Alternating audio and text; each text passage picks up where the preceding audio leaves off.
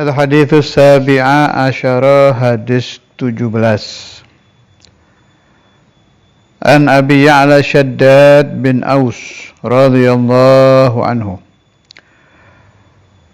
Sayyiduna Shaddad bin Aus sahabiyun jalil. Satu sahabat yang sangat agung.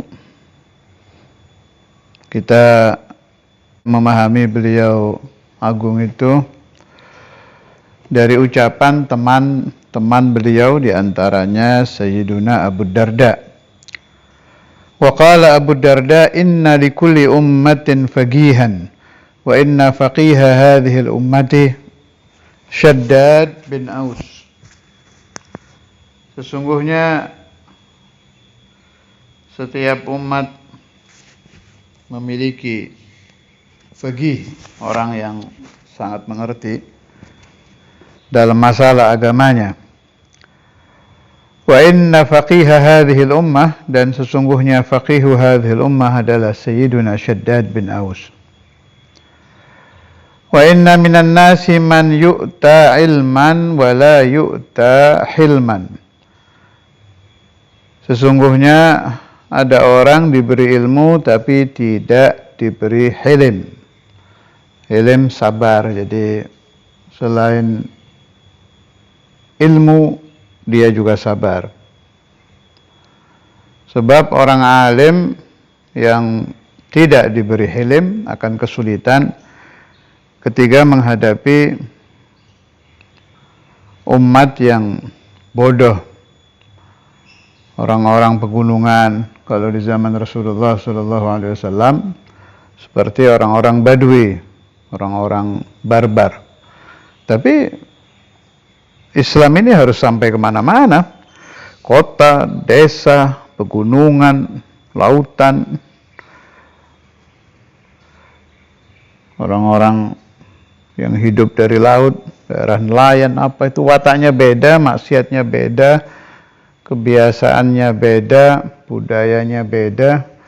Jadi yang berdakwah kepada mereka harus khulafa'u Rasulullah sallallahu alaihi wasallam yang punya ilman wa hilman, bukan hanya ilman. Kalau al-anbiya wal mursalun, wah positif, pasti hilman itu sudah ada pada diri para nabi, para rasul, dan pasti ada itu.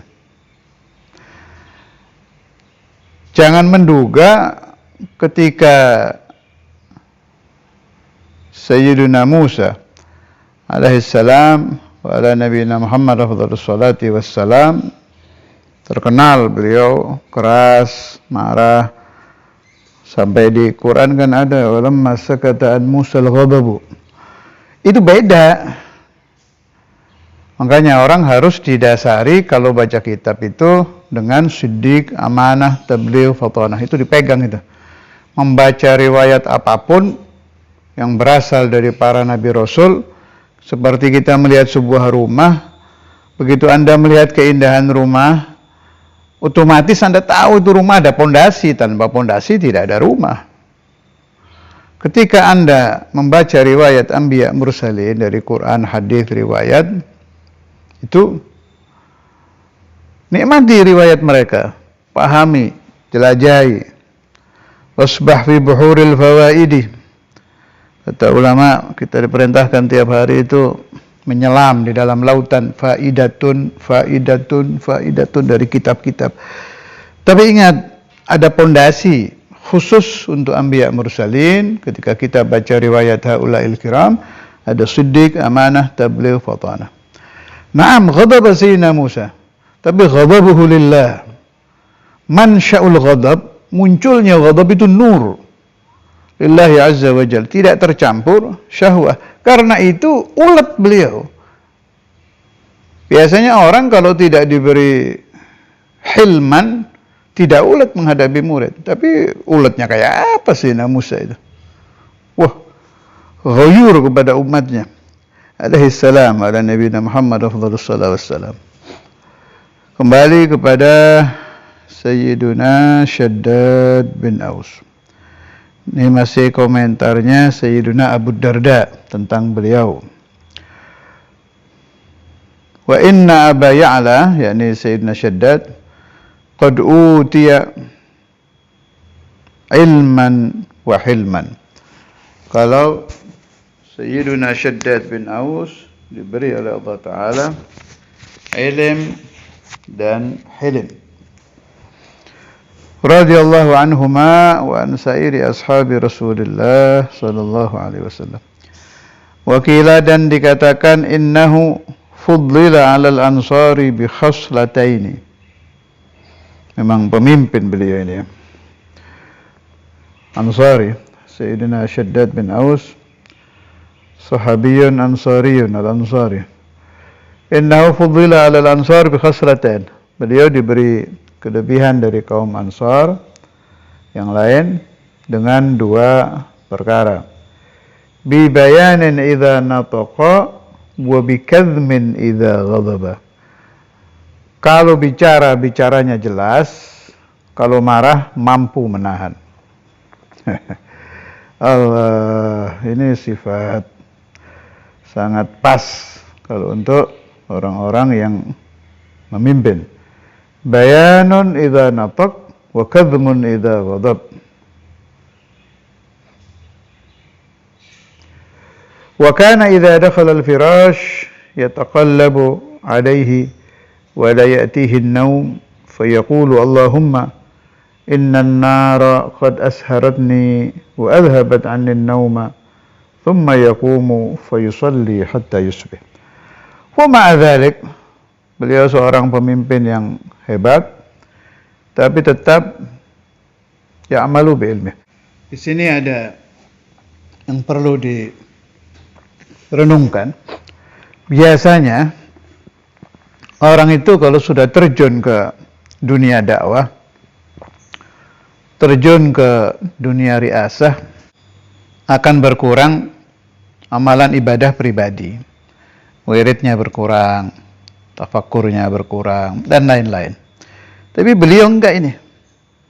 Tetap amilan bi ilmi. Wa kana idza dakhala al-firash, kalau beliau sudah mau tidur, firash tempat tidur maklum ya.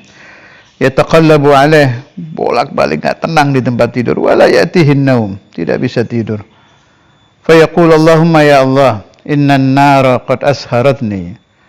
Sesungguhnya api neraka telah membuat aku tidak bisa tidur. Wa adhabat anni an-nauma.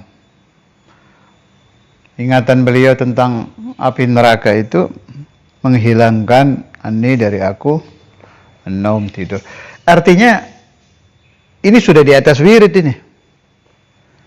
Ini yang terjadi di Sayyidina Shaddad bin Aus ini di atasnya thariqah, di atas wirid. Kalau kita kan berdoa, baca wirid habis sholat, baca wirid di dalam rotib itu minta keselamatan dari neraka, masuk surga. Tapi yang banyak kita baca, ingatan kita tidak ada di situ. Ya tidak apa-apa, latihan itu, membiasakan supaya suatu hari bisa jadi kayak beliau ini. Jadi ingatan tentang neraka sudah bercampur dengan darah beliau, dengan daging beliau, sehingga otomatis sudah selalu teringat, selalu takut. Ini namanya sudah masuk kelompok ahlul futuh, orang-orang yang wiridnya itu sudah tidak di ucapan saja, tapi sudah menjadi jiwa raga. Ya, sahabat ya pantas ya. Ashabu Rasulullah sallallahu alaihi wasallam hum talamidhu Rasulillah. Sahabat-sahabat Nabi itu ya santri-santri Nabi. Ya, pantas kalau hasilnya pendidikan Nabi Muhammad sallallahu alaihi wasallam seperti ini.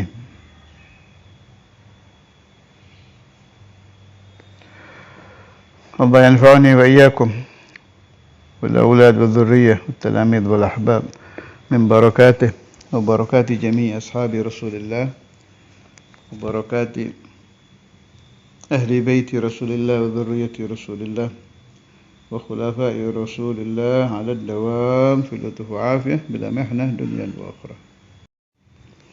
Ada tambahan di sini tentang Sayyiduna Syaddad. Di Arba'in Nawawi dibilang radhiyallahu anhu. Yang lebih tepat itu radhiyallahu anhuma. Jadi seperti Sayyidina Abdullah bin Abbas. Sebab Sayyiduna Aus, ayah dari Sayyiduna Syaddad ini juga sahabat. Karena ada kaidah dalam ilmu hadis, inna kulla man kana sahabiyan wa abuhu sahabiyun yuqalu fihi dzalik. Jadi kalau yang ayah dan anak sama-sama sahabat Nabi, lebih adab lah. Lebih adab kita dan lebih pas, lebih adab dan lebih pas kalau mengucapkan radhiyallahu anhuma. An Ibnu Abbas radhiyallahu anhuma An-Nabi ala Syaddad bin Aus radhiyallahu anhuma. Pokoknya sahabat yang dua-duanya sahabat, kadang tiga malah. Ayah, anak, cucu sahabat. Ya radhiyallahu anhum kalau yang tiga. Anin Nabi sallallahu alaihi wasallam qala, inna Allah, sungguhnya Allah kataba mewajibkan al-ihsan, berbuat baik, ala kulli syai, kepada segala sesuatu. Wa idza qataltum, ini kalau di perang, apabila kalian membunuh, fa ahsinu, maka baguskanlah al-qitlah, pembunuhan. Wa idza dzabhtum, apabila kalian menyembelih hewan, fa ahsinu dzibha, maka baguskanlah sembelihan. Maksudnya dipertajam alatnya, jangan terlalu kesakitan. Kan ada ilmu-ilmu sembelihan itu. Wal yuhidda, supaya menajamkan, ahadukum, salah satu kalian, syafratahu, pisaunya. Wal yuhidda, supaya menajamkan, ahadukum, salah satu kalian, syafratahu, syafra ini sikin, pisaunya. Wal yurih, supaya mengenakkan, membuat enak, membuat nyaman, dzabihatahu, sembelihannya. Rawahu Muslim, meriwayatkan hadis ini Al-Imam Muslim. Jadi perintah ihsan ini kepada siapapun dan apapun. Kalau yang kepada keluarga, anak dan lain-lain sering dibahas ya. Ini ada pembahasan bagus di sini, ihsan kepada anbiya. Dan ini sering terlupa di kita. Kalau kita ke Rasulullah SAW ya sering ingat lah. Sebab kita sering mendengar nama Nabi kan, di azan, di sholat, di ta'lim, di sholawat dan lain-lain. Tapi ke ikhwanuhu SAW minal anbiya wal mursalin ini kadang terlupa.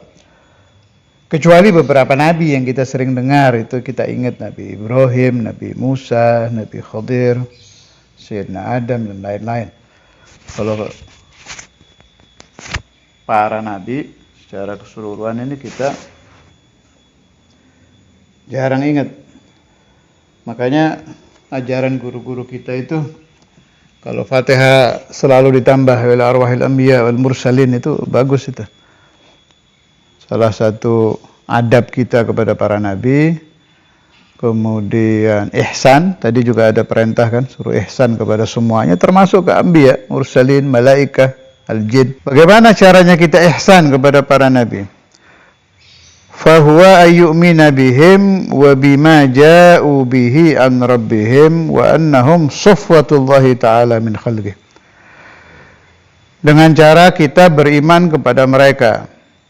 Sudah ini ya. Wa bima ja'u bihi an rabbihim.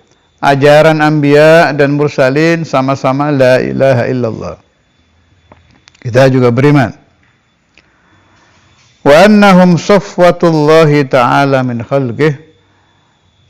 Kita imani bahwa para nabi rasul itu adalah manusia-manusia pilihan. Siapa-siapa yang meriwayatkan cerita-cerita yang menjelek-jelekkan para nabi, berarti dia telah kehilangan imtithalul amr tentang ihsan. Bahaya lagi itu. Sudah tidak ihsan kepada para nabi. Contoh, memahamkan kepada masyarakat bahwa Nabi Adam berdosa, itu bahaya itu. Dan masih berjalan sampai sekarang. Kadang saya dengar masih dari Al-Sinatul Khutaba. Itu perlu dibersihkan itu. Pemahaman masyarakat bahwa Nabi Adam pernah berdosa. Ya, namanya kita manusia, pantaslah bapak moyang kita dulu juga berdosa. Nah, omongan-omongan begini ini sudah menafikan ihsan kepada Sayyiduna Adam. Bahkan bisa sampai ke derajat murtad. Kalau yang ngomong ihana. Kalau dia ada niat dan rasa menghina kepada Sayyidina Adam, irtadda. Sebab Nabi Adam maksum. Dan ismahnya para nabi itu dari kecil mengikuti qaul kalau anbiya dan mursalin jadi nabi mulai kecil. Mengikuti qaul kalau para nabi itu kenabiannya arba'in. Ada kaidah dalam ilmu tauhid, para nabi itu maksumuna qabla nubuwati wa ba'daha. Maksumnya para nabi, ismahnya para nabi itu baik sebelum kenabian atau setelah kenabian. Alhasil, nggak ada nabi berdosa, titik. Nggak ada nabi melakukan makruh, nggak ada nabi melakukan khilaful aula. Wa amaluhum jariyatun bainal wujubi was sunnah. Kalau beliau-beliau sedang tidak melakukan wajib, ya sedang melakukan sunnah untuk diikuti oleh umat-umatnya. Semua ini 124.000 nabi. Cerita-cerita yang sudah terlanjur tersebar di masyarakat, ini penting bagi yang punya majelis atau yang ceramah-ceramah itu. Nggak banyak kok itu, paling itu aja yang diulang-ulang itu. Nabi Adam berdosa, kasus Nabi Daud, katanya melihat orang lagi mandi, na'udzubillah. Aduh, ya nggak mungkin banget, ada-ada aja. Nabi ini. Kelas wali kecil-kecilan aja nggak mungkin ngintip orang mandi, ada-ada aja. Kemudian siapa lagi tuh yang cerita Nabi Yusuf sama Sayyidah Zulaikha. Itu aja itu. Nabi Yusuf, Nabi Daud, Nabi Adam. Dan lain-lain barangkali ada. Pokoknya kuatkan pondasi tentang siddiq, amanah, tabligh, fatanah. So, untuk gampangnya pengingat, semua nabi maksum dari bayi sampai wafat, titik. Ada cerita apapun yang menafikan ismahnya ini, cerita itu palsu. Dari mana muncul kepalsuan ini? Dari buku-buku Bani Israel atau lebih dikenal dengan istilah cerita Israiliyat. Kembali ke kitab, jadi ihsan ke anbiya itu caranya seperti itu. Lah ihsan kepada malaikat bagaimana? Wa huwa yu'mina bihim, beriman kepada malaikat. Wa ya'taqida annahum ibadun mukramun, la ya'suna Allah ma amarahum wa yaf'aluna ma yu'marun. I'tiqad bahwa mereka hamba-hamba yang dimuliakan Allah. Penting ini, garis bawahi, la ya'sunallaha ma amaruhum. Tidak pernah satu detik saja malaikat itu berbuat maksiat. Kenapa ini ditekankan di sini? Sebab ada juga cerita-cerita tentang malaikat yang katanya berdosa itu. Siapa itu yang sering disebut-sebut itu? Harut wa Marut. Harut wa Marut itu sudah pernah saya bahas, ini saya ulang lagi. Kalau riwayat ulama ahli tauhid, kedua itu bukan malaikat. Jadi ada qiraah ba'du ahli tafsir, kalau saya tidak salah ingat, Sayyidina Abdullah bin Abbas, malikaini, bukan malakaini bi Babila Harut wa Marut, tapi malikaini, dua raja. Terserahlah mau pakai qaul yang mana, yang jelas malaikat tidak mungkin maksiat, titik. Berarti Harut Marut bukan malaikat, selesai. Kalau malaikat ya tidak mungkin berbuat seperti itu. Wah, ini qaul Imam Fulan bahwa banyak ini qaulnya. Kalau Harut Marut itu malaikat. Nah, kalau malaikat wajib ta'wil. Tidak mungkin kedua beliau itu maksiat, titik. Bagaimana? Enggak tahu mana. Pokoknya rumusnya begitu. Dan ini rumus pasti benar. Tidak ada malaikat menentang Allah. Terus enggak masuk akal gitu loh. Malaikat itu diciptakan dari cahaya. Dari mana munculnya syahwat? Itu enggak ada syahwatnya. Tidak laki, tidak wanita. Munculnya syahwat itu la yuqal kalau untuk urusan malaikat. Sayyidul malaikah Sayyiduna Jibril. Termasuk ihsan kita kepada para malaikat itu yang diajarkan guru-guru kalau sedang Fatihah habis salat, masukkan itu. Selain anbiya, mursalin, aulia, Sayyidina Jibril, kalau mau disebut semua ya enggak apa-apa. Jibril, Mikail, Israfil, Israil, wa jami'il malaikah. Termasuk ihsan kita kepada haula. Bagaimana cara ihsan kepada al-jin? Pada jin. Nah, ini kan enggak kepikir ini. Ada perintah dari Allah Ta'ala, kita disuruh ihsan kepada al-jin. Fahuwa ayyad'uhu bilal khair. Ternyata ada ajaran kita disuruh berdakwah ke jin. Dan ini dilakukan oleh ulama-una, baik ulama-ulama mutaakhirin, yang wali-wali biasanya nih, yang bisa ketemu jin-jin itu. Atau yang dulu-dulu, yang terkenal itu Syekh Abdul Wahab Asy-Sya'rani. Itu mufti jin. Beliau menjadi mufti bukan hanya manusia. Syekh Abdul Qadir Al-Jailani kadzalik mufti Thaqalain. Jadi menjawab as'ilatul insan wal jin. Syekh Abdul Wahab Asy-Sya'rani kadzalik menjawab as'ilatul insan wal jin. Sampai kalau Imam Sya'rani ada kitab khususnya itu. Saya dulu punya, tidak tahu masih ada enggak itu. Apa namanya itu? Kashful Hijab Warran. Kalau saya nggak salah ingat ya, sudah lama sekali saya baca kitab itu. Kashful Hijab Warran fi bayani as'ilatil jan, kalau nggak salah. Pokoknya ini kitab khusus menjawab pertanyaan-pertanyaan jin kepada Syekh Abdul Wahab Asy-Sya'rani. Itu min babil ihsan. Jadi membuka majlis ta'lim untuk jin atau khusus untuk jin itu min babil ihsan ilaihim. Amrun min awamirillah. Jadi bukan dirubah meminta tolong kepada jin, beda lagi urusannya. Kalau yang ada amr, kita disuruh ihsan kepada al-jin. Minal mutaakhirin itu kalau nggak salah itu saya pernah baca apa dengar ceramahnya orang tentang pendiri Pondok Lirboyo itu katanya ada hari untuk mengajar jin. Mbah Manap itu kalau saya nggak salah ingat ya. Saya baca di riwayat apa dengar satu santri beliau cerita di khutbah itu. Hari Selasa kalau nggak salah itu. Malam Selasa apa hari Selasa. Artinya ada min ulama'ina wa awliya'inal mutaakhirin yang masih mengajar ke jin. Situ lagi di Bandung kalau saya nggak salah ingat juga. Syekhna Buya Yahya itu muridnya Buya Alon. Buya Alon muridnya Kiai Kurdi itu. Juga satu kiai arif billah alamah yang mengajar kepada Banul Jan.